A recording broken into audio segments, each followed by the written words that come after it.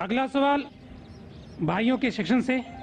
जैसा कि आपने कहा कि हिंदू जो है पत्थर, पहाड़, पानी, इन सब की जो इबादत करते हैं, मेरे अंदाज से इसमें थोड़ी सी गलतफहमी है।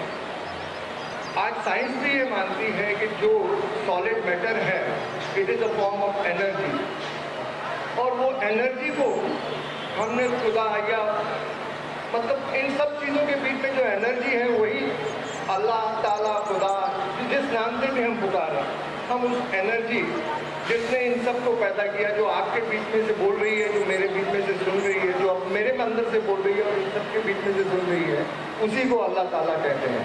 वही बोल रहा है, वही सुन रहा है, और उसी के कहने के मुताबिक हम यहाँ तक पहुँचे हैं। तो जो पत्थर की मूर्ति की पूजा कर रहे हैं, वो पत्थर के अंदर नूर को देखते हैं और उस नूर की पूजा करते हैं, जिसे कहा है, कबीर ने कहा है कि अव्वल अल्लाह नूर उपाया, कुदरत ते के सब बंदे, एक नूर ते सब जग उपजया, कौन भले कौन मंदे।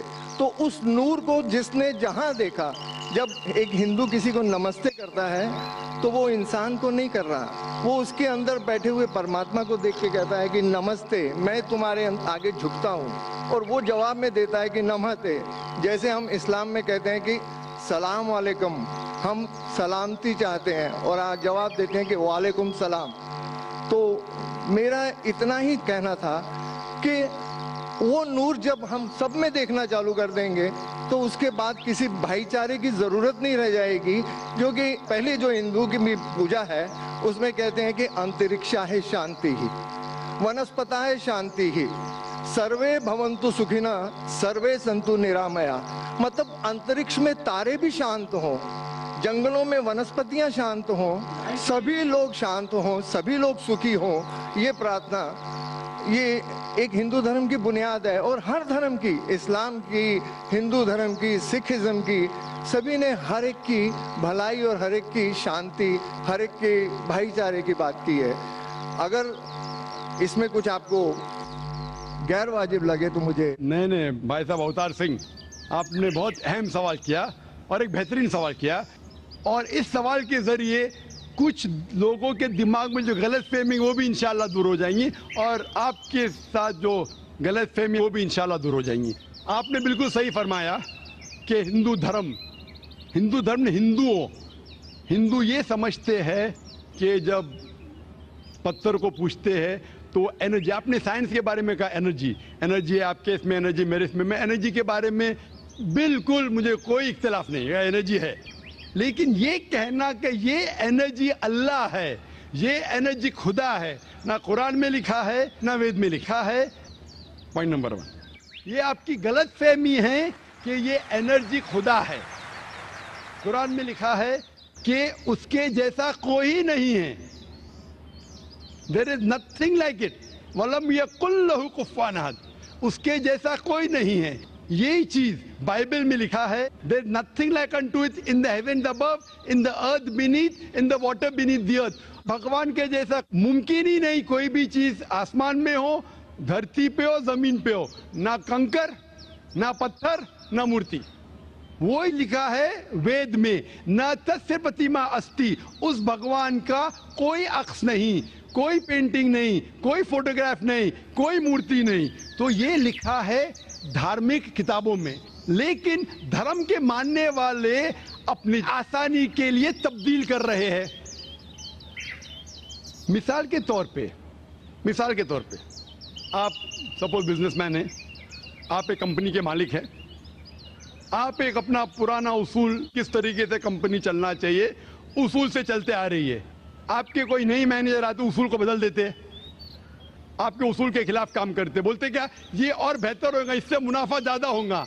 आपके उसूल है कुछ, आपके उसूल होंगे कि मैं ईमानदारी से काम करूं, आपके मैनेजर के उसूल होंगे ईमानदारी को छोड़ो, पैसे ज्यादा कमाने के। आपको जब पता चलेगा आपका मैनेजर आपके उसूल को तोड़ रहा है, बोलेगा मालिक ज्यादा पैसे मिलेंगे, रिश्वत दो। आप उससे सहमत है? आप बोलेंगे ज्यादा पैसे छोड़ो, मिलते क्या नहीं मिलते, रिश्वत देना हराम है। تو اس طریقے سے اللہ تعالیٰ نے بنیادی باتیں کہہ چکی ہے کس طریقے سے اس ایشور کی عبادت کرنا. ابھی انسان اپنی غلط فہمیوں میں اللہ تعالیٰ خدا ایشور کی بات چھوڑ کے خود کے طریقے سے عبادت کرنے لگتے ہیں. اور ہم کیا کر رہے ہیں؟ اس عظیم خدا کو گالی دیتے ہیں. ہم کہتے ہیں کہ خدا نے بیٹا جنا، استغفر اللہ. ہم خدا کو اس مورتی میں لے آتے ہیں جب لکھا ہوا ہے سویتا سوتر اپنشد میں، یجوروید میں، ناتسیہ پرتیما استی، اس ایشور کی پرتیما نہیں ہے. ہم مورتی بناتے ہیں. مثال کے طور پہ اگر میں کسی کو مدد کرتا ہوں اور اگر وہ شخص مجھے جانتا نہیں ذاکر کیسا دکھتا ہے، مثال کے طور پہ شری لنکا میں میں ایک اسٹوڈنٹ کو مدد کرتا ہوں، روز 10,000 روپے بھیجتا ہوں. اس کو پتا نہیں ذاکر کے ساتھ کیا کرتا ہے، وہ کاکروچ بناتا ہے، کاکروچ، اور روز صبح کو بولتا ہے ذاکر شکریہ. جب مجھے پتا چلے گا اس نے مجھے کاکروچ بنایا، کیا مجھے خوشی ہوں گی؟ بھلے وہ مجھے کچھ خالی دل میں کہتا تھا ذاکر شکریہ کافی ہے، شکریہ نہیں بھی کہتا تھا چل جاتا تھا، لیکن مجھے کاکروچ بنایا، انسان سے کاکروچ بنایا. مجھے فرق پڑے نہ پڑے، وہ تو بیوقوف بن رہا ہے نا. کیسا بیوقوف انسان ہے؟ مجھے بھلے فرق نہ پڑا، میں دیالو، جان دینا مجھے کاکروچ میں کیا فرق پڑا، میں بولوں گا کیا بیوقوف انسان ہے، کیا بیوقوف انسان ہے کہ کاکروچ کے سامنے جھک رہا ہے.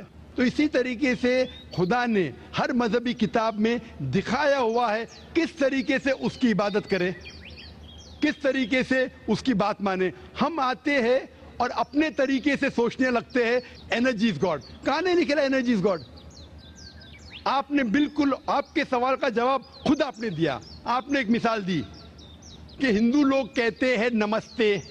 نمستے کا لفظ کدھر سے آتا ہے؟ آپ کو شاید پتا ہوگا. نمستے آتا ہے ادم نممے سے. ادم نممے مطلب میں آپ کے سامنے جھکتا ہوں، میں آپ کی عبادت کرتا ہوں. ادم نممے، آپ کہنا چاہتے میں آپ کے اندر ایشور کی عبادت کرتا ہوں. مثال کے طور پہ وہ آدمی چور ہے، وہ غلط کام کر رہا ہے، بلاತ್ಕಾರ کر رہا ہے، آپ اس کو ایشور بولیں گے؟ آپ ایشور کو اتنا گھٹیا سمجھ گئے؟ وہ بلاತ್ಕಾರ کرنے والے انسان کو بولتے ہیں آپ ایشور ہے. اس سے بھائی چارگی بڑھیں گی نہیں گھٹیں گی. وہ بلاತ್ಕಾರ کرنے والے کو، وہ چور کو، وہ ڈاکو کو میں ایشور مان رہا ہوں، اس کے سامنے جھک رہا ہوں. اللہ کو کیوں گالی دے رہے؟ ایشور کو کیوں گالی دے رہے؟ خدا کو کیوں گالی دے رہے؟ اسلام میں، اسلام کی بھی آپ نے مثال دی، اسلام میں ہم کہتے السلام علیکم. اللہ تعالیٰ سے فرماتے اس انسان پہ سلامتی دے. چاہے وہ اچھا انسان ہے تو بھی سلامتی دینے کی بات اچھی ہے، چاہے وہ چور یا ڈاکو ہو. میں بولوں گا السلام علیکم، میں کہہ رہا ہوں یا اللہ، یا رب، یا خدا، یا ایشور، یا بھگوان اس ڈاکو پہ رحمت فرما. کچھ بری بات ہے؟